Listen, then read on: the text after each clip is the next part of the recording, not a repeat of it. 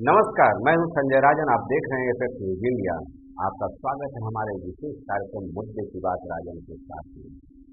इस कार्यक्रम के जरिए हमारी कोशिश होती है देश दुनिया के कुछ अहम खबरों पर आपसे विस्तार से चर्चा करने की। आज हम अपने इस कार्यक्रम में चर्चा करेंगे आखिर ग्लोबल वार्मिंग को लेकर अमेरिकी राष्ट्रपति ने क्या कुछ गाइडलाइन जारी किया है। एनईपीए यानी नेशनल एनवायरमेंटल पॉलिसी एक्ट को किस तरह से कारगर बनाने के लिए जो बाइडेन ने कुछ अहम फैसले लिए हैं। इसके अलावा जानने की ही कोशिश करेंगे कि आखिर रूस यूक्रेन विवाद में क्या कुछ ताजा मोड़ आया है। रूस ने कैसे अमेरिका और यूरोपीय देशों को इस पूरे युद्ध का जिम्मेवार करार दिया है। इन सब मुद्दों पर चर्चा करने के बाद हम बात करेंगे अपने देश में जारी बुलडोजर कल्चर की। बातें ये भी होंगी कि क्या अब देश में अदालती आदेश की बजाय सरकारें बुलडोजर का इस्तेमाल अपने तरीके से करेंगी। तो आइए शुरू करते हैं अपना विशेष कार्यक्रम मुद्दे की बात राजन के साथ। तो सबसे पहले जैसा कि मैंने कहा, हम बात करेंगे विश्व के सामने बड़ी चुनौती बन रही पर्यावरण की, और ये बात है ग्लोबल वार्मिंग की। ये मुद्दा जुड़ा हुआ है ग्लोबल वार्मिंग से। आज तमाम ऐसे आंकड़े रिसर्चरों के पास हैं कि कैसे ग्लोबल वार्मिंग की वजह से पूरी दुनिया के मौसम में लगातार बदलाव आ रहा है। कहीं भीषण गर्मी तो कहीं जरूरत से ज्यादा ठंड, कहीं सूखा तो कहीं बारिश का भयंकर प्रकोप। इन सबके साथ लगातार पर्यावरण पर खतरा मंडरा रहा है। यूएनओ से लेकर विश्व के जितने बड़े संगठन बने हैं, आपने भी देखा होगा, हमने भी सुना है, हमने भी पढ़ा है, चाहे आसियान की बात की जाए या फिर G7 की बात की जाए। अमूमन हर मंच पर इस बात को लेकर के चर्चाएं होती रही हैं। सालों से हम सुनते आ रहे हैं अब ग्लोबल वार्मिंग के असर को कम करने के लिए ठोस कदम उठाए जाने चाहिए। कई बार विकसित और विकासशील देशों में इस बात को लेकर के एक तनातनी का माहौल रहा, एक दूसरे के ऊपर आरोप प्रत्यारोप लगाने की बात हुई। कई बार इस बात का शपथ भी लिया गया, लेकिन ऐसा लगता है कि मामला केवल चर्चाओं तक ही सिमट कर रह गया है। हालांकि कई देशों ने इस पर जमकर काम भी किया है और इसका असर भी वहां सकारात्मक रूप से नजर आया है। अपने देश भारत में भी इस दिशा में सकारात्मक काम शुरू हो चुका है, लेकिन अभी बहुत कुछ करने की आवश्यकता है। अब हाल ही में अमेरिका ने इस विकट होते समस्या को काफी गंभीरता से लिया है। अमेरिका की बातचीत इसलिए हम करते हैं क्योंकि अमेरिका को विश्व का सुपर पावर माना जाता है और वहां जो भी गतिविधियां होती हैं उसका असर पूरे विश्व में देखने को मिलता है। अमेरिका के राष्ट्रपति जो बाइडेन ने एनईपीए यानी नेशनल एनवायरमेंट पॉलिसी एक्ट के कुछ हिस्सों को फिर से बहाल करने का एक सकारात्मक फैसला लिया है। आपको बता दें कि पूर्व राष्ट्रपति डोनाल्ड ट्रंप ने एनईपीए के कुछ हिस्सों पर रोक लगा दी थी। अब नई व्यवस्था लागू होने के बाद फेडरल एजेंसियों को हाईवे, पाइपलाइन और माइनिंग जैसी योजनाओं को मंजूरी देने से पहले लोकल कम्युनिटीज को जानकारी देना जरूरी कर दिया गया है। यानी कुल मिलाकर जो पुरानी व्यवस्था थी उसे फिर से बहाल कर दिया गया है। दरअसल ट्रंप सरकार का मानना था कि इस व्यवस्था की वजह से खनन या पाइपलाइन से संबंधित दूसरे कामों पर असर पड़ रहा था, लेकिन जो बाइडेन ने पुरानी व्यवस्था बहाल करने के पीछे ये तर्क दिया है कि एनईपीए के वास्तविक कायदे कानून लागू होने से ग्लोबल वार्मिंग से निपटने में आसानी होगी। जो बाइडेन की नई व्यवस्था अब फेडरल एजेंसियों के लिए एक बड़ा अधिकार क्षेत्र बन गया है। किसी भी योजना को मंजूरी देने से पहले नेशनल फेडरल एजेंसी को उस प्रोजेक्ट का विस्तार से एक अध्ययन करना होगा, जैसे इससे कितनी ग्रीन हाउस गैस उत्सर्जित होंगी, वहां के विकास और पर्यावरण पर इसका क्या असर पड़ेगा, वगैरह वगैरह। हालांकि जो बाइडेन के इस फैसले की रिपब्लिकन पार्टी लगातार विरोध कर रही है। विरोधी दलों का मानना है कि अब फेडरल एजेंसी की सक्रियता से नहायत ही हर विकास कार्यों में वक्त जाया होगा। आपको ये बता दूं कि एनईपीए 1970 में तत्कालीन राष्ट्रपति रिचर्ड निक्सन के कार्यकाल में अस्तित्व में आया था। वजह साफ थी कि विकास कार्यों के बीच कैसे पर्यावरण के साथ तालमेल को बेहतर बनाया जा सके। फिलहाल जो बाइडेन के इस फैसले का अमेरिकी पर्यावरण और विश्व पर्यावरण पर क्या असर पड़ता है, ये वक्त के साथ आपको हमारे बीच होगा। अब लेते हैं छोटा सा ब्रेक, जाइएगा कहीं नहीं। जब लौटता हूँ फिर बात करेंगे आखिर करीब 1.5 महीने से जारी रूस यूक्रेन जंग में क्या नया मोड़ आया है। और क्या कुछ बयानबाजी विश्व पटल पर देखने को मिल रहा है।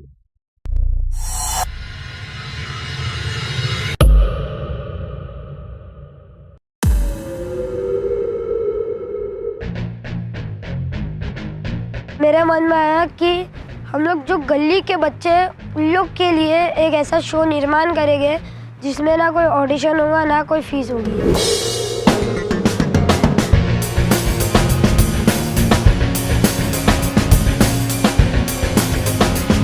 अरे ये शो में खाली रैम वॉक नहीं करना है, गर्ल्स ने डांस भी करना है, एंटरटेनमेंट भी करना है। यहाँ पे जीतने आए हैं। तुम क्या करने वाली हो? मैं सिंगिंग करने वाली हूँ। तुम क्या करने वाली हो? नहीं पता, आई हैव जीरो टैलेंट्स। अगर प्रिंस ने एक्टिंग किया, स्टैंड अप कॉमेडी किया तो सही में मचाएगा, क्योंकि उसमें वो टैलेंट तो है। अगर डांस वांस करने गया तो फिर वो शो के बाहर भी जा सकता है। अरे तू अपना सोचना, उनका क्या सोच रहा है, तू अपने बारे में सोचना। क्या उसका लेके बैठा है तू? अरे तू सोच रहा है कल रात से लेके बैठा है तू, वही बातें। और कौन कंटेस्टेंट कैसा है, क्या कर रहा है, वो सबको साइड में डाल दो। बात सिर्फ दिमाग में एक ही बात रखो कि अपने को अपना 100% देना। ये भी मत सोचो कि जीतना है, बस इतना सोचो कि अपना 100% देना। हम जीत को अपने नाम करते हैं। गली गाइस, गली गाइस, गली गाइस, गली गाइस, गली गाइस, गली गाइस, गली गाइस, गली गाइस, गली गाइस, गली गाइस। एक ऐसा शो है जहाँ पर सबको अपना टैलेंट निखारने का मौका मिले।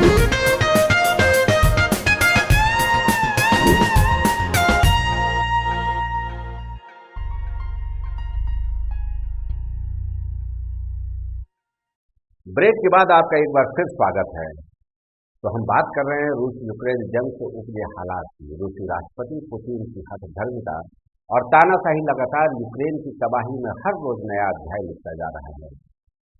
हालात ऐसे हैं कि अब तो रूस ने यूक्रेन पर हमला भी तेज कर दिया है। यूक्रेन के कई शहरों पर रूसी सेना ने या तो कब्जा कर लिया है या फिर कब्जे की तैयारी में।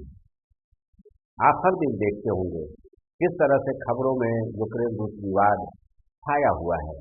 यूक्रेन में हालात लगातार नासाज हो रहे हैं। यूक्रेन को मिल रहे अमेरिकी और यूरोपीय देशों के सहयोग से दरअसल रूस की बखलाहट और बढ़ गई है और रूसी राष्ट्रपति पुतिन लगातार हमला तेज करने का आदेश दे रहे हैं। टैक्टिकल एटमी हथियार के इस्तेमाल की आशंका लगातार बनी हुई है। इसके पहले भी मैंने मुद्दे की बात में ये बताया था कि अगर ऐसा होता है तो विश्व के सामने एक भयावह स्थिति होगी। हालांकि रूसी विदेश मंत्री सरगेई लावरोव ने एक बयान में दावा किया है कि इस युद्ध में रूस केवल पारंपरिक हथियारों का ही इस्तेमाल करेगा। किसी भी राष्ट्र के परमाणु हथियारों के इस्तेमाल की अफवाहों को फिलहाल रूसी विदेश मंत्री ने सीधे से खारिज तो कर दिया है, लेकिन लगता नहीं है। पुतिन के तेवर देख करके ये साफ लगता है और जो जानकारी छनकर आ रही है उससे तो ऐसा ही लगता है कि अगर रूस यूक्रेन पर पूरी तरह से फतह करने में कामयाब नहीं होता है तो जल्द ही वो यूक्रेन की तबाही का एक नया अध्याय लिखेगा। वो वहाँ पर परमाणु हथियार का इस्तेमाल करेगा। हालांकि रूसी विदेश मंत्री ने हालिया बयान में एक बार फिर रूस अमेरिका को ही यूक्रेन की तबाही की वजह करार दिया है। रूस पहले से भी ये कह रहा है और अभी भी यही आरोप लगा रहा है कि अमेरिका और पश्चिमी देशों ने यूक्रेन को लगातार भड़काया है, जिसके पीछे उनकी सोच दुनिया पर राज करने की है। आपको याद होगा विवाद की जड़ आज नहीं है बल्कि इसके पहले है। अगर नहीं तो हम याद बता देते हैं आपको। 1992 में सोवियत यूनियन के टूटने के बाद अमेरिका और सहयोगियों ने वादा किया था।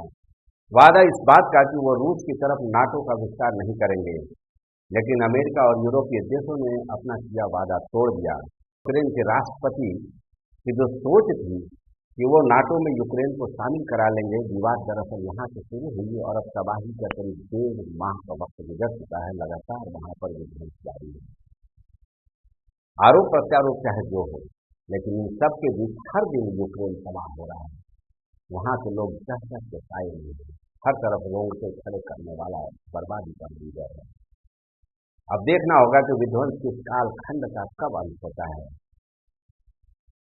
फिलहाल लेते हैं छोटा सा ब्रेक से लौटेंगे तो आपको ले चलेंगे अपने देश के सबसे ज्वलंत मुद्दे पर। जी हाँ, सरकार की गतिविधियों में काफी तेजी से पैर के बिल्डर कल्चर की।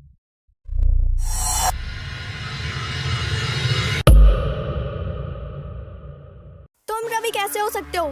देखो सच सच बताओ वरना मैं पुलिस में कंप्लेंट कर दूंगी तुम्हारी। तुम क्या देखोगे? जब लड़की घर से भाग जाएगी तब देखोगे। यार कैसे रिलैक्स, 50,000 निकाली यार।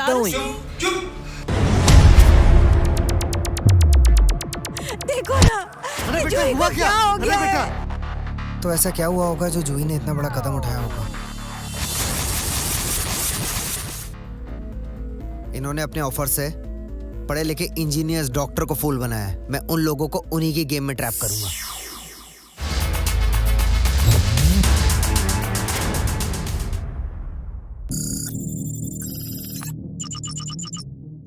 थैंक यू डॉक्टर अनिल, आपको एक वेरिफिकेशन कोड मिला होगा। जी अभी तक कोई नहीं आया।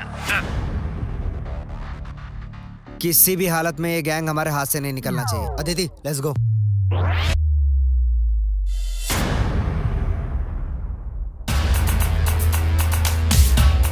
तेरी गाड़ में हाथ डाल के पलटी मारूंगा तब बोलेगा बैंचोद। बोल बोल। लेके जाओ इसे। चल।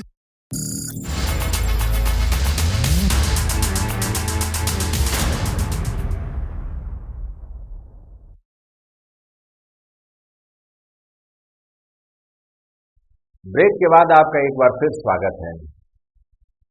अब क्या बताएं, हर दिन खबर आती है कि देश के फला राज्य में फला कारणों से शासन प्रशासन ने बुलडोजर चलवाकर कितने मकान जमीन बेच कर दिए।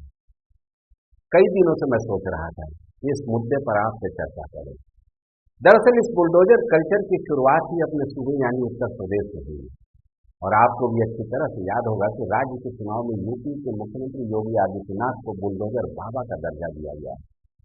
विरोधी दलों ने जमकर बुलडोजर के इस्तेमाल की खिलाफत की हर मंच पे। मुख्तार अंसारी और अतीक अहमद जैसे बाहुबलियों के अवैध कब्जे और संपत्तियों पर बाबा का बुलडोजर ऐसा चला कि बुलडोजर ने कहर मचा दिया। बात केवल मुख्तार या अतीक तक ही नहीं रही, बल्कि मामला उससे भी आगे गया। वैसे हर शातिर अपराधी जिन पर संगीन धाराओं में मुकदमा दर्ज था, जो खुद को पुलिस के हवाले नहीं कर रहे थे, वहां बुलडोजर का कहर हर दिन देखने को मिल रहा है।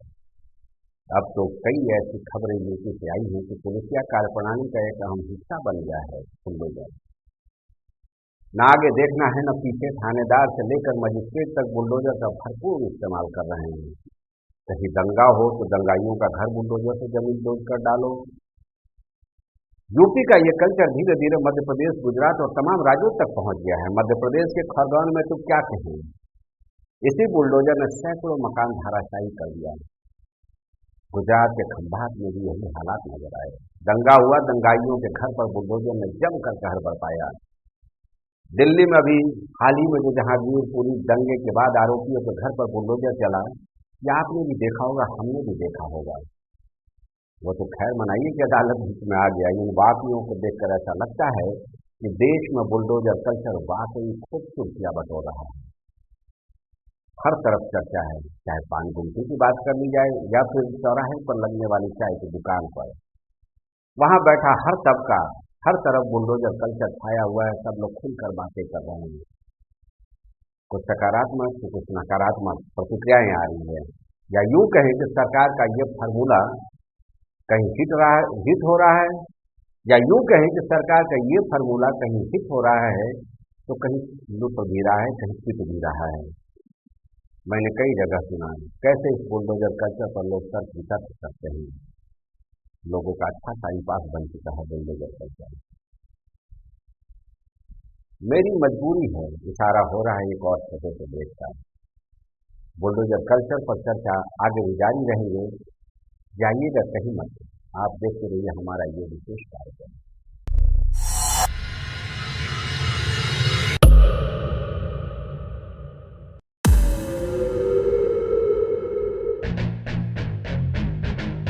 मेरे मन में आया कि हम लोग जो गली के बच्चे हैं उन लोग के लिए एक ऐसा शो निर्माण करेंगे जिसमें ना कोई ऑडिशन होगा ना कोई फीस होगी।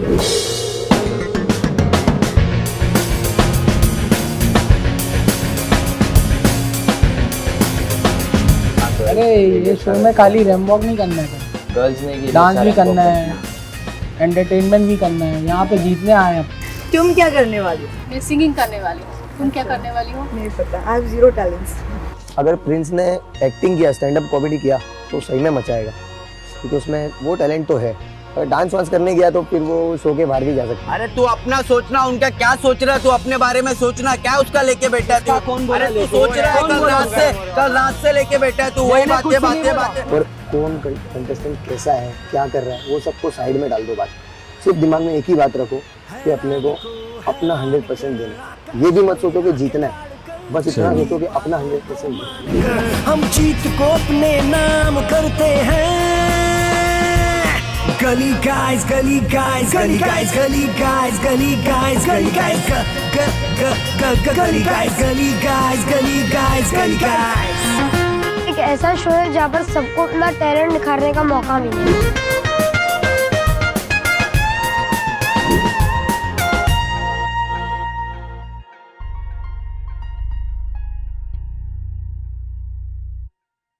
ब्रेक के बाद आपका एक बार फिर स्वागत है। तो हम चर्चा कर रहे हैं देश में पैर पसार के बुलडोजर कल्चर की। मैं इसके पहले, ब्रेक से पहले आपसे चर्चा कर रहा था कि किस तरह से आज देश में कई राज्यों में बुलडोजर कल्चर शासन प्रशासन में सब चलकर बोल रहा है। दरअसल इन सारी भूमिकाओं के जरिए मैं बुलडोजर कल्चर पर आपसे अपना विचार साझा करना चाहता हूँ। वैसे तो सोशल मीडिया से लेकर के तमाम जगह पर आपने देखा होगा कि बुलडोजर को लेकर के किस तरह के बयान आ रहे हैं। कहीं कार्टून देखने को मिल रहा है, तो कहीं इससे हिंदू और मुस्लिम भावनाओं को भड़काने की कोशिश हो रही है। लेकिन मेरा ये मानना है कि बुलडोजर का इस्तेमाल सरकारी अवैध कब्जों पर आज से नहीं, बल्कि इससे पहले भी सरकारें करती आ रही थी। अदालती आदेश के बाद जो अवैध निर्माण होते थे वो गिराए जाते थे, सरकार की मजबूरी होती थी उस पर बुलडोजर चलाना, लेकिन उसकी प्रक्रिया होती थी। बुलडोजर चलाने से पहले मुनादी कर अवैध कब्जादारों को मौके से हटाया जाता था। सैकड़ों ऐसे वाकये हमने कवर किए हैं जब मैं रिपोर्टिंग करता था। चलो, दबंगों और समाज के लिए कलंकित माफियाओं का अनैतिक संपत्तियों पर बुलडोजर चलना तो जायज है, मैं भी उसका पक्षधर हूँ। मैं चाहता हूँ कि ऐसे लोगों की संपत्तियों पर बुलडोजर चले, लेकिन एक वजह जो मेरे जहन को खटकती है और जो एक ट्रेंड बन गया है हमारे शासन प्रशासन की व्यवस्था में, कि अगर किसी परिवार में एक व्यक्ति अपराधी हो और उसके परिवार वाले खुद उस व्यक्ति को कोसते नजर आते हैं, वो चाहते हैं कि अपराध के लिए उसे सजा मिले, लेकिन उसकी वजह से पूरे परिवार का आशियाना उजाड़ दिया जाता है, ये कहाँ तक होता है? मैंने दिल्ली के जहांगीरपुरी या मध्य प्रदेश के खरगोन या गुजरात के खंभात के कई ऐसे लोगों के बयान सुने, देखा, पढ़ा भी अखबारों में, जो कई सालों के मेहनत से अपना आशियाना बना पाए थे। परिवार के लोगों ने तिनका जोड़कर अपना आशियाना बनाया था। परिवार का एक व्यक्ति दंगाई हो गया और पूरा मकान गिरा दिया गया शासन प्रशासन की ओर से। बच्चे, बूढ़े, उस परिवार की महिलाएं सब सड़क पर आ गई। मेरी समझ में ऐसे हालात में तर्क वितर्क चाहे जो हो, देश में जारी ये बुलडोजर कल्चर कतई उचित नहीं है। किसी भी सरकार को यह समझना होगा कि उत्तर प्रदेश का जो बुलडोजर कल्चर है वो हर हालात में फिट नहीं हो सकता है। अब सियासत के जानकारों से बात करो तो यही बताया जाता है कि गुजरात हो या मध्य प्रदेश, जहाँ चुनाव होने वाले हैं, क्योंकि उत्तर प्रदेश में ये फार्मूला हिट हो गया सत्ता में वापसी का, तो वहाँ भी ये फार्मूला सरकारें आजमा रही हैं। ये कतई गलत, कतई सही नहीं हो सकता है। वो भी एक वर्ग विशेष पर। अपराध विरोधी दल जो है वो लगातार आरोप लगाते हैं कि एक वर्ग विशेष के घर पर बुलडोजर चलाया जा रहा है। हालांकि अब इस पूरे मामले को दिल्ली में जो जहांगीरपुरी में हुआ उसके बाद से ऐसा लगना लगा है कि इस कल्चर को लेकर के अदालत गंभीर है। सुप्रीम कोर्ट में जिस तरह से मामला गया जहांगीरपुरी दंगे के बाद, जो वहाँ पर कार्रवाई चल रही थी, बुलडोजर तमाम 1.5 दर्जन 2 दर्जन बुलडोजर वहाँ पहुँचाए गए थे। तमाम खबरिया चैनल चीपली लाइव की तरह इस पूरे दृश्य का कवरेज कर रहे थे, लेकिन अदालत ने इस पर रोक लगा दी। सुप्रीम कोर्ट में फिलहाल सुनवाई जारी है, अभी फैसला आना बाकी है। 2 हफ्ते का वक्त दिया गया है। सुप्रीम कोर्ट अगली सुनवाई 2 हफ्ते बाद करेगी। लेकिन मैं मानता हूं कि सुप्रीम अदालत इस मामले में जो भी फैसला देगी वो ऐतिहासिक होगा और सारे राज्य सरकारों के लिए मजबूत भी बनेगा। फिलहाल अदालत ने यथास्थिति बनाए रखने का आदेश दिया है। मेरा भी मानना है कि जनहित और समाज हित में बुलडोजर का इस्तेमाल अगर होता है तो होता रहे, लेकिन कानून व्यवस्था और कानून के राज्य के नाम पर इस बुलडोजर का इस्तेमाल किया जाना मेरे ख्याल से कतई उचित नहीं है और न ही तर्कसंगत है। सरकारों को ये समझना होगा, सरकारों को ये समझना होगा, मैं एक बार फिर दोहराता हूँ, बुलडोजर कल्चर को शासन प्रशासन का अभिन्न हिस्सा न बनाए, वरना इसका घातक परिणाम भी हो सकता है। असामाजिक तत्वों को सजा जरूर मिलना चाहिए, लेकिन सिर्फ उसी व्यक्ति को जो ऐसे संगीन मामले में वांछित हो, न कि पूरे परिवार को उसका घर जमींदोज करके। इस बात की मैं कतई हिमाकत नहीं करूंगा कि किसी एक व्यक्ति की वजह से पूरा परिवार बर्बाद हो जाए, सड़क पर आ जाए। आप भी सोचिएगा जो मैं कहना चाह रहा हूं, और मुझे पूरी उम्मीद है कि आप मेरी इन बातों और तर्कों से जरूर इत्तेफाक रखेंगे। तो ये था हमारा आज का विशेष कार्यक्रम। आज बस इतना ही। आपको हमारा ये कार्यक्रम कैसा लगा अपना फीडबैक दें या तो फेसबुक ट्विटर अकाउंट पर जरूर दें। आपका सुझाव हमारे लिए काफ़ी अहमियत रखता है। फिर मिलेंगे किसी और अन्य मुद्दों के साथ। तब तक मुझे दीजिए इजाजत। शुभ रात्रि, नमस्कार।